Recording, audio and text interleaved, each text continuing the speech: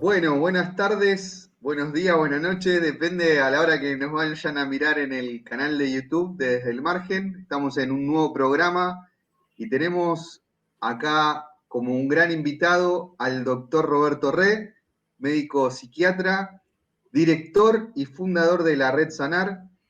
Roberto, muchas gracias por arrimarte al fogón. No, un gusto, Claudio, un gusto, Martín, de compartir con el programa de ustedes, El Margen, esta tarde, este día de encuentro, realmente muy útil. Martín Palma está acá haciéndome de coequiper, nos estamos dividiendo las tareas. Muy buenas tardes para todos. Hola Claudio, hola Roberto. Muchísimas gracias por estar acá en este viernes. Terminamos el viernes pum para arriba, así, entrevistando a personas que valen la pena, que muestran a veces otras realidades que no se ven habitualmente, porque bueno, como siempre decimos, hay mucho de esta Argentina que no se muestra y que vale la pena mostrar, así que eso es lo que estamos tratando de hacer desde acá. Vamos a tratar de tener una conversación, Roberto, pimponear ahí, tirar unas preguntas porque te queremos escuchar. Para los que nos van a escuchar y ver, Roberto está en vivo y en directo desde La Pampa, provincia patagónica. ¿En qué ciudad estás? En Santa Rosa, Claudio, hace 6 meses, desde el 19 de marzo, que vine de Buenos Aires, pasando por Santiago de Chile, vine de Perú, y bueno, declararon la pandemia, el 18 en prevención me vine a Santa Rosa, y desde ahí estoy aquí con mi familia vive en La Pampa todo el tiempo, pero bueno, yo he estado viajando estos últimos 25 años, le contaba a Martín, un poco recorriendo la Argentina, todo el territorio y por supuesto también América Latina, así que estamos en salida con esta propuesta que es realmente un estímulo de vida, lo que ha sido es la Red Sanar. Qué bueno, qué bueno. Roberto, justo te quería empezar preguntando por ahí, ¿qué es la red? ¿Qué es la Red Sanar? Cómo se creó? ¿Cómo fueron sus orígenes? Bueno, yo soy médico psiquiatra, formado primero como médico, el psiquiatra es médico primero, después hace la residencia de psiquiatría y después se va capacitando en distintos saberes. Es decir, hice mi formación en el Hospital Italiano en Buenos Aires con Goldenberg, una autoridad en el campo de la salud mental en los años 60 y 70, que creó una escuela de formación a partir de la cual introdujo en el Hospital General la psiquiatría dinámica, es decir, sacó la concepción antigua de el loquero, en donde iban los enfermos mentales, y hizo que la especialidad pudiera desarrollarse dentro de los hospitales generales, con lo cual generó una verdadera bisagra en la historia de la psiquiatría, porque, bueno, ya en los últimos 200 años la psiquiatría estaba de alguna forma estructurada en el hospital psiquiátrico, y que a partir de ahí eran los manicomios. Él pudo dar un avance en este punto, entendiendo de que era una especialidad más de la medicina y que tenía que incorporarse a los servicios en forma dinámica. Y esto permitió que un gran avance. Por supuesto, años después surgió lo que es la ley de desmanicomialización, que permite a su vez comprender la integración del paciente, su familia y las vicisitudes en el campo de la sociedad. Con lo cual, podríamos decir que vengo desde los albores de la historia psiquiátrica, desde el hospital psiquiátrico hacia la comunidad, hacia la integración de los saberes científico-técnicos con la integración social y comunitaria. Qué bueno, Roberto, lo que contás, me parece súper valioso, porque te escuchaba y pensaba, ¿no? A nosotros, el otro día estuvimos compartiendo con otro entrevistado muy valioso, Guillermo, y hablamos mucho de las adicciones. Una de las cosas que hablábamos también con él era que la adicción es entendida como un problema individual y una enfermedad en el mainstream, ¿no? Y te escuchaba y pensaba también en esto de la categoría de loco o la locura, también como antiguamente y como algunos sectores todavía hoy, ¿no? Quieren seguir con este discurso de que la enfermedad mental es un problema individual y tiene que ser tratado aisladamente, expulsado de la sociedad, ¿no? Esto, qué importante lo que vos decías, que no, la comunidad tiene que hacerse cargo porque es un miembro de la comunidad que tiene que ser Efectivamente. acompañado. Efectivamente, el todo es más que la suma de las partes, ¿no? Es un principio general.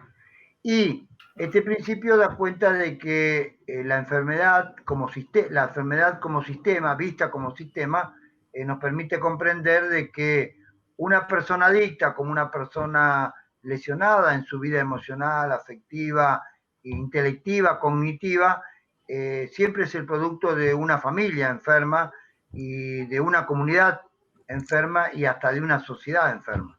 Por lo tanto, la integralidad de la cosmovisión sistémica debe ser interpretada a la luz de que todos formamos parte de un gran universo y que en la medida que podemos tener salud, vamos a estar todos bien, como que la salud no es solamente individual, sino que también la salud es colectiva. Y este principio también está en su ADN y en los principios estructurales de la concepción de Red Sanar. Ahora, ¿cómo cambió, no? A nivel social, ¿no? La concepción también de lo que es la psiquiatría. Y lo hablo por lo siguiente, ¿no? Digo, y esto que se entienda bien, pero hace muchos años atrás yo me acuerdo que se hablaba del Borda como el loquero, el lugar para los locos, era el Borda, o si no, Open Door, que eran los lugares donde vos mandabas a los locos, como que la sociedad tenía este concepto que vos decías, Roberto, de, vos estás loco, te vamos a mandar al Borda. Hasta se usaba como chiste en algún momento, ¿no? Y me acuerdo, no sé, o la película Tanguito, ¿te acordás también? Un pibe que tenía ideas medio peligrosas políticamente, entonces ya el tipo lo mandaban a un loquero. Y hoy en día me parece que no es así. Socialmente, digo, nos cambió también el concepto, ¿no? Obviamente que la farmacología, primero, la psicología con las distintas variantes de concepciones ha evolucionado en forma, digamos, muy importante, de forma, yo diría, exponencial el conocimiento. Fíjense que hasta la década del 80 nosotros podíamos ver un cerebro solamente en la mesa de autopsias. Y a partir del 80, con la tomografía computada, la resonancia después y las imágenes funcionales de la tomografía de emisión de fotones o de otras complejidades, nos permite no solamente verlo al cerebro, sino verlo funcionar. Así que realmente desde el punto de vista de las imágenes, de la justamente de los avances en la neurofarmacología con las respuestas que la industria ha hecho en relación con la comprensión de la neurona, tanto del núcleo neuronal, del ADN, como del citoplasma y la membrana celular, en la neurona permitió intercambio y la comprensión de cómo funcionan las moléculas, digamos, farmacológicas en la neurona y cambiar procesos complejos. Lo mismo la psicología, también la psicología social, también el campo de la psicología cognitiva, que permitió a través de la modificación de propuestas educativas comprender, digamos, que el pensamiento es complejo, pero que de alguna forma está teñido de emociones y a partir de ahí comprender un poco la integralidad de la condición humana en forma holística y a partir de ahí entender lo multidisciplinario, lo transdisciplinario y por otro lado lo que tiene que ver un poco con la integración de la neurología, la psiquiatría, la inmunología, la psicoinmunoneuroendocrinología, en fin, una serie de especialidades que se integran en esta cosmovisión del hombre. Y por supuesto que no está exento de eso el campo social con todos los avances en la cosmovisión social y también los valores civilizatorios, la cultura y también la política. Ustedes también están comprendiendo el campo de la política y por supuesto la política, lo social, la integración, con lo cual hoy para comprender un trastorno ya no lo vamos a ver solamente desde un solo punto de vista, sino lo vamos a ver desde un punto de vista multidisciplinario y transdisciplinario. Y esto es lo que de alguna forma estimula y anima a la curiosidad en primer lugar, a aquellos que somos curiosos, y por otro lado, a integrar una serie de conocimientos y en el caso de la red, a través de la psicoeducación, es decir, a través de la educación. ¿Por qué? Porque en la escuela a nosotros nos han enseñado un montón de conocimientos, pero hay otros conocimientos que hoy dispone la medicina tradicional y por supuesto los modernos avances que no han llegado como deberían haber llegado a la consideración popular. Es decir, hay un viejo paradigma que yo suelo contar para graficar un poco lo que es la historia de la civilización, de la cultura y el valor de la escuela. En la antigua Grecia, los maestros únicamente estaban en la plaza griega, es decir, Sócrates y Platón y todo, Aristóteles y demás, y en sus academias, y de alguna forma iban los hijos de los ricos a aprender. Pero acompañaban a los hijos de los ricos, es decir, los esclavos. Y entonces, como tenían que acompañar, por seguridad o por lo que fuera, al hijo del rico, a recibir del maestro la clase correspondiente, se quedaban a escuchar, porque tenían que quedarse ahí porque eran esclavos. La cosa es que cuando aprendían de estos sabios y de filósofos, volvían a su casa y entonces le contaban a su familia, a sus hijos, a su mujer, lo que habían aprendido del maestro. Entonces, esto fue el primer génesis, yo diría, de la democratización del saber.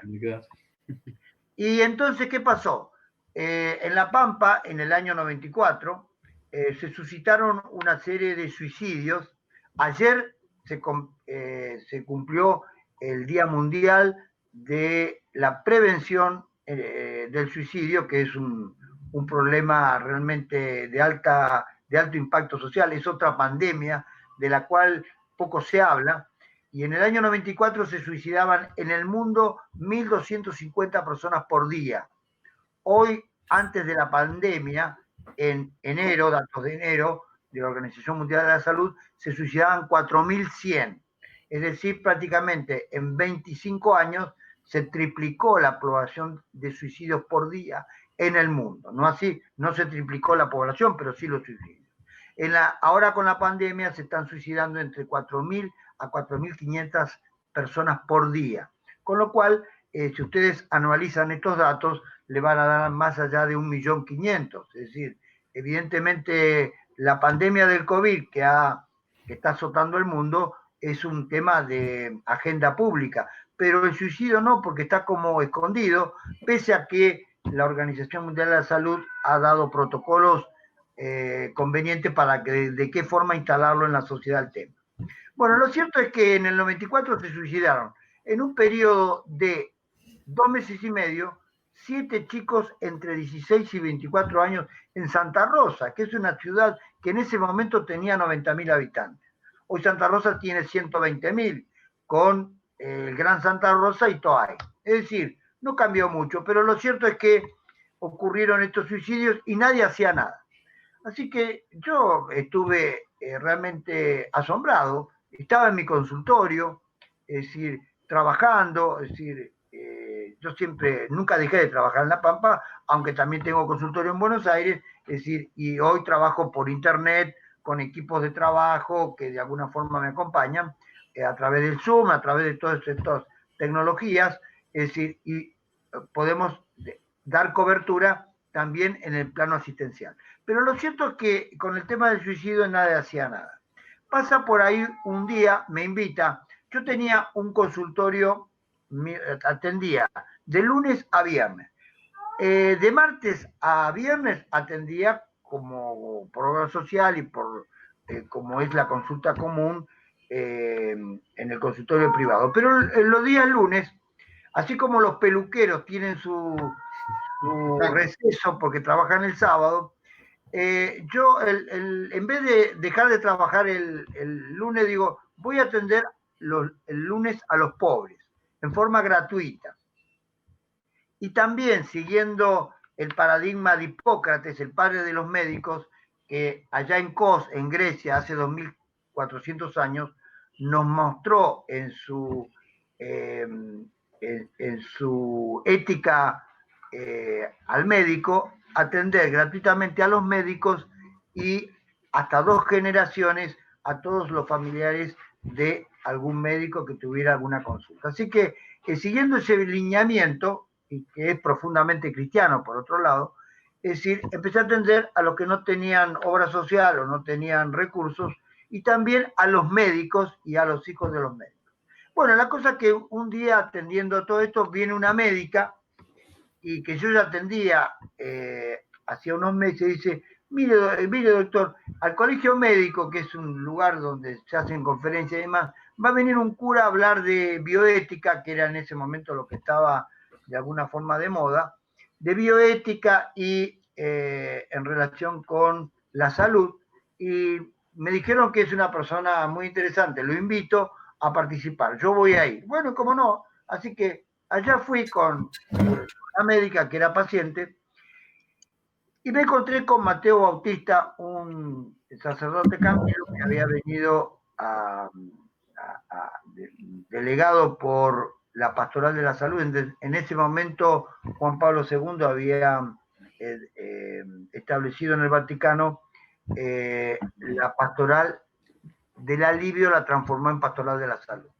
Entonces, desde la CEPAL daban la orientación para Latinoamérica para que, bueno, los estamentos fueran ya con un principio de científico y técnico y bioética de por medio, a desarrollar mucho más que la pastoral del alivio, sino la pastoral de la salud, entendiendo una concientización a los profesionales, tanto del sector privado como del público, a trabajar en esta línea. Bueno, la cosa es que a este sacerdote le planteo yo, cuando termina la charla, 11 de la noche, le planteo, mire, acá hay un problema, me gustaría hablarlo con usted se va a quedar unos días, sí, yo me voy a quedar 2 o 3 días. Bueno,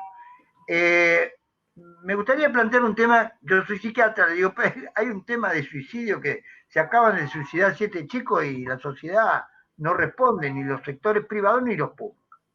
Así que me invita a las 9 de la mañana a un convento donde él paraba, empezamos a conversar con el cura, se hicieron las 12 del mediodía, seguíamos conversando con el cura, digo, mire, yo a la 1:30 como, así que lo invito a comer. Bueno, lo invito a comer al cura, seguimos conversando, a la vuelta, ya a las 7 empezamos a caminar para bajar la comida. Cuando quisimos acordar, se hicieron las 8 de la noche, seguíamos conversando con el cura, que venía con una serie de novedades y demás.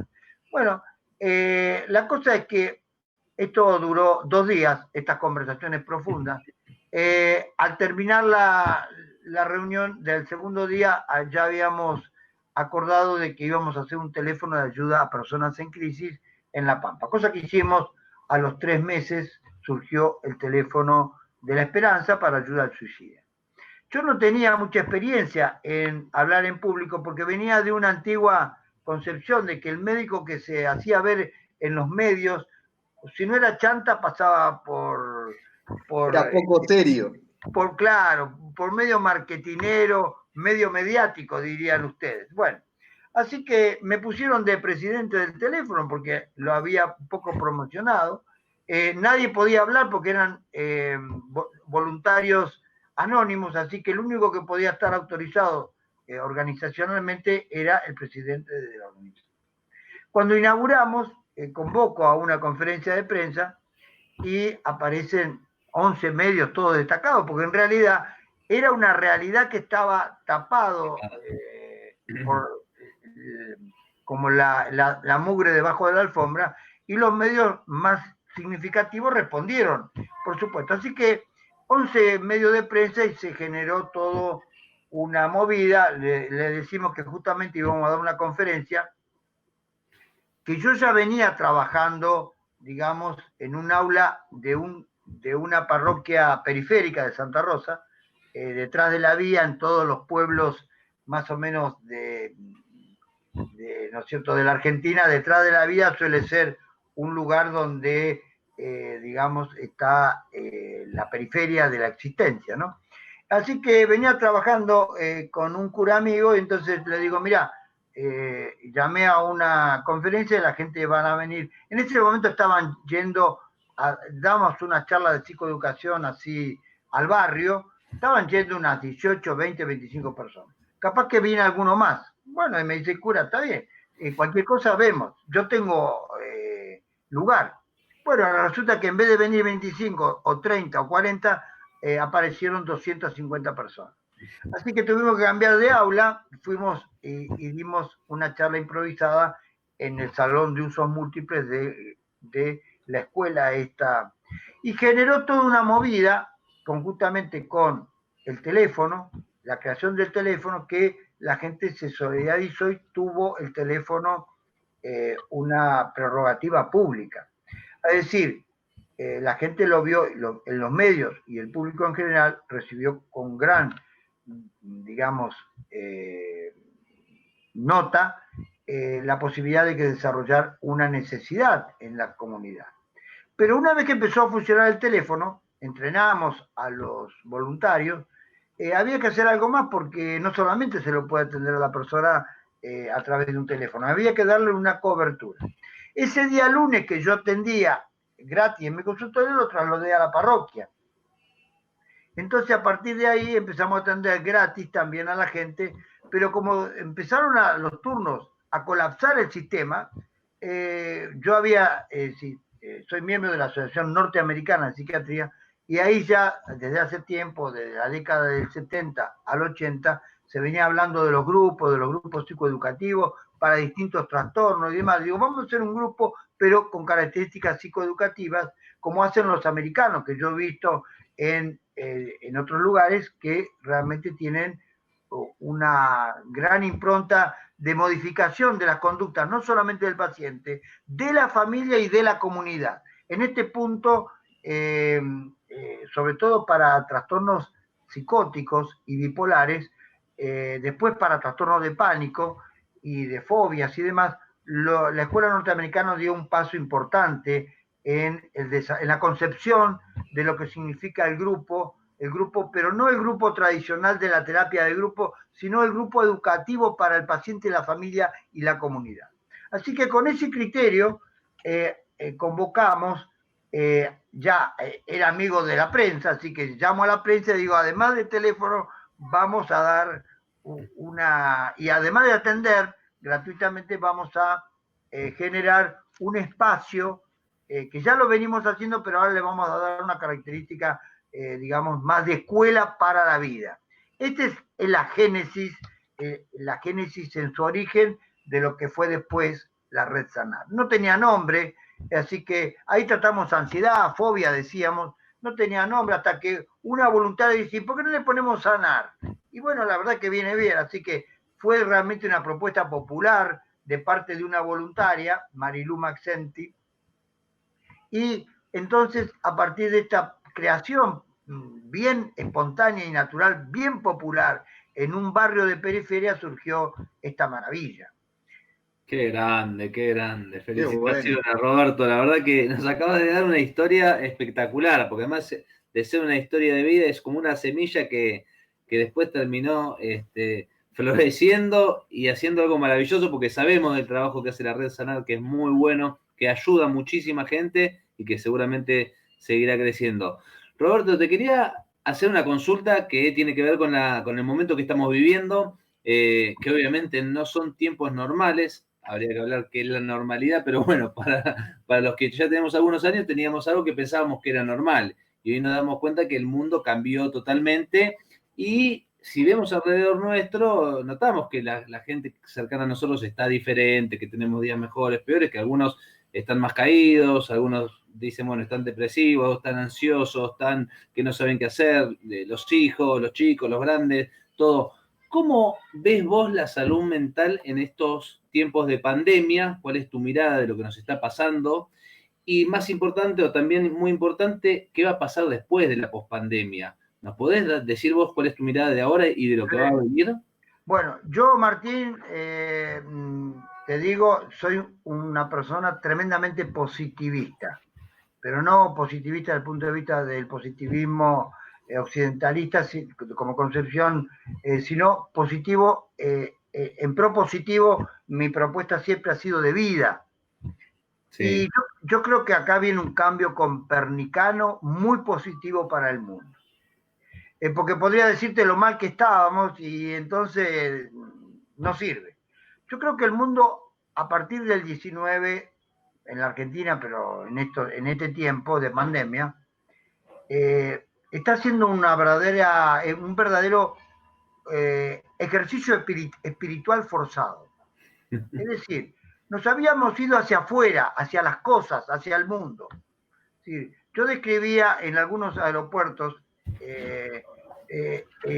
un ser humano distinto que eran los entes acompañados de una valija carrito que mirando hacia el horizonte, entes que no sabían ni de dónde venían ni hacia dónde iban, pero estaban de turismo. Es decir, evidentemente el mundo había vendido el turismo como un pasatiempo de ocio creativo, cosa que no está mal, ¿no? Además, a mí me gusta viajar y me gusta turistear con la familia y con todo, o sea, me gusta conocer lugares, soy inquieto, si un día me voy al Amazonas a pescar con mi familia, otro día, qué sé yo. Bueno, cosas que hacemos, hacía, sí, pero yo describía este hombre carente de sentido, al mejor sentido de Víctor Frank, que no tenía horizonte y que iba de un lugar a otro, a grandes aeropuertos y a grandes ciudades,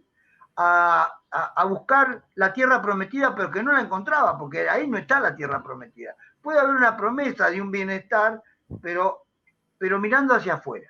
Es decir, y hoy lo que veo después de porque el mundo se paró así abruptamente, y hay que barajar y dar de vuelta. Yo creo que si todos nosotros estamos mirando hacia adentro de nosotros y valorizando lo que no teníamos conciencia porque creíamos que la medicina y la ciencia y la técnica nos había resuelto todo para llegar a los 100 años pipí cucú, y resulta que nos damos cuenta de la vulnerabilidad, de la limitante y de que la vida, la persona y la salud es lo más importante que podemos tener. Entonces, esto nos permite una primera reflexión hacia adentro, hacia la interioridad, hacia un microcosmos, por supuesto, no solamente corporal, sino también espiritual, y por otro lado una mirada también hacia afuera y hacia la cercanía, y el primer afuera que tenemos es la familia. O sea, yo hace 6 meses que estoy viviendo de ser un hombre errante por todos lados, estoy en familia, digamos, contento de poder disfrutar de esta novedad para mí que es vivir 6 meses en familia. Habría que preguntarle a ellos si piensan lo mismo, pero bueno, esa parte. Bueno, lo cierto es que, bueno, y eso nos permite interacciones, diálogos, encuentros y demás.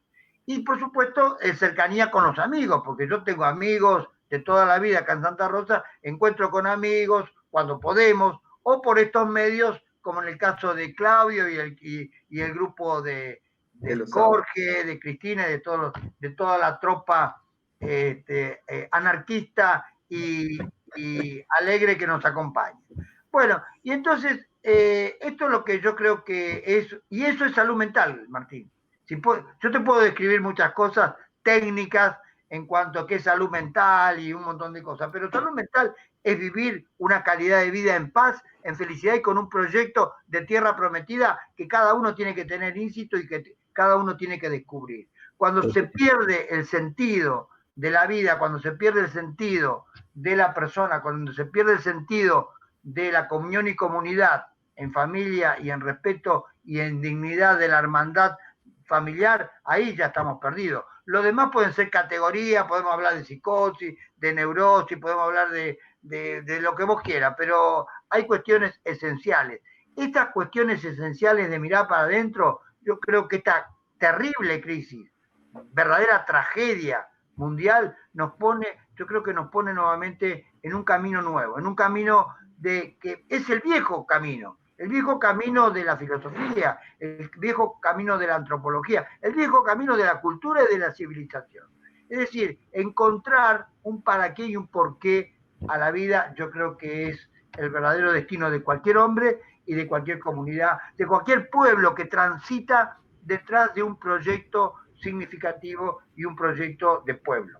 Pasa que tal vez, como habíamos dicho antes, Roberto, que vos en un momento lo comentaste, tal vez no teníamos las herramientas, o hay mucha gente que no tenía esas herramientas como para decir, bueno, yo puedo vivir una vida en mi casa feliz, tranquila, porque, bueno, aprovecho para leer, para estar más tiempo con mi familia. Hay gente que lamentablemente, a ver, por cuestiones estructurales, porque tal vez no tienen una casa con un paticito o una casa grande, o están hacinados, o porque las condiciones no son las mejores, o porque no se llevaban bien con su marido o con su mujer, o porque no se llevan bien con los hijos. Digo, hay personas que tal vez que no están viviendo de la mejor manera esta cuarentena. Eso también es una realidad, ¿no? No cabe duda, Martín, no cabe duda que hay hermanos que están viviendo situaciones muy particulares y nos solidarizamos con ellos, hermanos que han fallecido, seres queridos, y que el duelo le está pegando en el corazón mismo de la familia, y en ese sentido no podemos más que mandarle realmente un saludo y un abrazo cordial, pero también es cierto de que también estamos acostumbrándonos, y también hay cuestiones sociales que son, podríamos decir, imprescriptibles. Es decir, la vida, la alimentación, es decir, los ingresos mínimos necesarios para vivir con dignidad, no cabe duda, el techo, bueno, todo lo que ya sabemos, la educación, ¿no es cierto? Estamos de acuerdo. Pero lo que yo veo en los grandes lineamientos es de que el mundo, más allá de la escasez, porque evidentemente esto va a generar un quebrantamiento de los productos brutos generales del mundo, es un mundo que estaba quizás en la abundancia y ahora vamos a tener que administrarnos un poco en la escasez. Es decir, y también tenemos que aprender, digamos, que la escasez puede también, frente a situaciones de abundancia, generar también otros cambios sociales y de concepciones, en donde tendrá que haber otros equilibrios, y yo creo que la política en este punto y lo social tiene que también contribuir a un cambio de conciencia conjuntamente con los aspectos de la sociopolítica y también de la psicología social. Es decir, hay cambios necesarios que evidentemente tenemos que hacer, y esto lo tenemos que hacer entre todos. Y para eso necesitamos un encuentro, es decir, un encuentro verdadero, es decir, un encuentro en donde la conciencia, que es una facultad del espíritu, se abra. Es decir, los egoísmos no pueden permanecer como hasta ahora, y evidentemente una apertura, que siempre es una apertura en salud mental. No hay salud sin salud mental. Y no hay salud comunitaria de una familia sin salud mental. Al principio de la nota, un poco Claudio decía muy claramente cómo un miembro termina siendo el chivo emisario en realidad de una familia enferma. Y hoy sabemos que en realidad es así. Es decir, no tenemos que ver solamente el que manifiesta el síntoma, sino que quizás toda la familia tiene un síntoma, una enfermedad, una afección comunicacional. Algunos sociólogos han hablado de la ponzoña que de alguna forma se transmite entre familiares que inoculan veneno unos a otros. Yo diría que así como hay ponzoña, la ponzoña debe ser de alguna forma trastocada, liberando al hombre de la ponzoña a través del amor. Es decir, en vez de inocular enfermedad, muerte, egoísmo, es decir, etcétera, tenemos que inocular amor. Pero para eso hay que saber qué es el amor. Para eso hay que desarrollar conciencia amorosa versus conciencia ponzoñosa. Y eso es lo que también termina haciendo con una vastedad de contenidos educativos la Red Sanar, porque comprende la integralidad del hombre en 6 dimensiones categoriales: dimensión física, biológica completa de nuestra unidad estructural, dimensión emocional afectiva, dimensión mental cognitiva, división social comunicacional, también división valórica y cultural, y también con el ecumenismo del caso, una visión espiritual. Es decir, esta pizza de 6 dimensiones integra a una integralidad adentro, adintra y adextra, es decir, hacia afuera, integrándonos en clave de amor. Y nada mejor que el maestro de Galilea, que de alguna forma nos ha mostrado un camino. Aquel que quiere seguirlo me parece fantástico, pero hay otros también maestros que también nos pueden dar indicadores.